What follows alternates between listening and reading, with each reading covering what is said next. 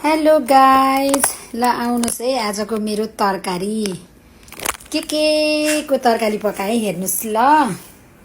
मैले चाहिँ सबै आज धेरै कुराहरू राखेर पकाउन आँटेको छु।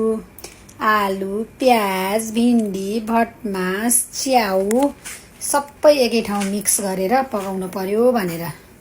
कस्तो हुने रहेछ मैले अहिलेसम्म खाएको छैन, यसरी खाँदा कस्तो हुने रहेछ भनेर आज चाहिँ मैले फर्स्ट ट्राई गरेको। खासै मैले खाना मिठो पकाउन जानेको छैन, तर यहाँ जापान आएपछि चाहिँ अब खान मन लागेका कुराहरू अरू कसले बनाइदिन्छ र आफै बनाउनु पर्यो एक्लै भएपछि हैन। अनि आफैले नै ट्राई गर्छु।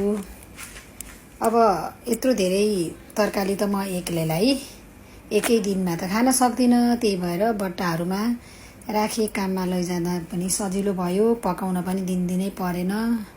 एक दिन पकाएर 3-4 दिन खान्छु क्या मैले चाहिँ। अनि यसो अब आफूले पकाएको खान लाग्यो, मिठो भएछ, मलाई चाहिँ एकदमै मिठो लाग्यो। यसरी सबै एकै ठाउँ हालेर पकाउँदा नि मिठै हुँदो रहेछ साथीहरू। हजुरहरू नि ढिलो भएको छ नि यस्तै पकाउनु।